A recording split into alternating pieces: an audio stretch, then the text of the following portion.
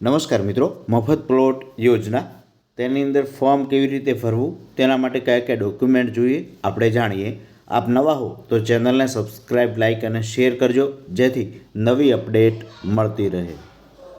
તારીખ 2/9/2025ના રોજ પરિપત્ર કરી ગામતળ નિયમ કરવા તથા પાત્રતા ધરાવતા લાભાર્થીઓને મફત પ્લોટ ફાળવવા અંગેની કાર્યવાહી ઝુંબેશ હાથ ધરવાનું રાજ્ય સરકારે કહ્યું છે અને જે 17/9 સુધી પૂર્ણ કરવા પણ આદેશ આપ્યો છે.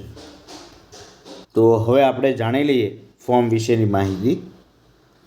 તારીખ 1/5/2017ના ઠરાવ અનુસાર ગ્રામ્ય વિસ્તારના ઘર વિહોણા કુટુંબોને મકાન બાંધકામ માટે રહેણાંકના મફત પ્લોટ આપવાની યોજનાનું ફોર્મ નિયત કરેલ છે. તો જેની અંદર આ રીતે ફોર્મ આવતું હોય છે. અહીં નામ, ગામનું નામ, તાલુકો, જિલ્લો અને તારીખ, તાલુકા વિકાસ અધિકારી શ્રી, તાલુકા પંચાયત કચેરી અને જિલ્લો લખવાનું હોય છે. અહીં તમે કયા ગામના રહેવાસી છો એ લખવાનું હોય છે અને અહીં તમારી સહી કરવાની હોય છે. બરાબર.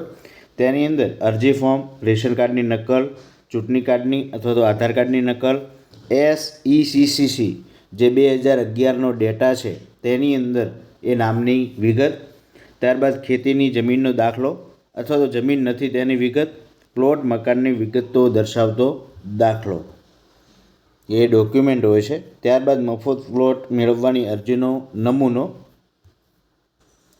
જેની અંદર અરજદારનું નામ, કાયમી સરનામું, હાલનું સરનામું, આ તમામ વિગતો દર્શાવવાની હોય છે. પિયતવાળી જમીન કેટલી હોય છે, બિન પિયતવાળી કેટલી જમીન છે, પિતાના નામે મકાન છે કે કેમ, કુટુંબના સભ્યોની વિગત, SEC 2011માં સમાવેશ થયેલો હોય તો તેનો નંબર. અહીં જે ફોર્મમાં છે એ તમામ વિગતો તમારે દર્શાવવાની હોય છે. ત્યારે એક બાંહેધરી પત્ર આપવાનું હોય છે અને તેની અંદર સહી કરવાની હોય છે. ત્યારબાદ એ તલાટી કમ મંત્રી તેની અંદર એ સહી કરતા હોય છે અને પ્રમાણપત્ર આપતા હોય છે. તો આ છે અરજી ફોર્મનો નમૂનો. હું નીચે લિંક, ડિસ્ક્રિપ્શન લિંકમાં મૂકી દઈશ, ત્યાંથી તમે ડાઉનલોડ પણ કરી શકશો. તમારે આ ફોર્મ છે તમારી ગ્રામ પંચાયત છે તેની અંદર એક નકલ આપી શકો છો અને એક નકલ તાલુકા પંચાયતમાં તમે ભરી અને આપી શકો છો. અને એક તમારી પાસે ઓછી કોપી રાખવી જોઈએ કે ગ્રામ પંચાયતમાં આ તારીખે અમે આપી છે, ત્યાંથી તમારે સહી સિક્કો લઈ લેવાનો રહેશે, જેથી તમારી પાસે આધાર પુરાવા રહે. તો અન્ય કોઈ પણ પ્રકારનો પ્રશ્ન હોય તો કોમેન્ટ બોક્સમાં જણાવતા રહેજો. Thank you. આભાર.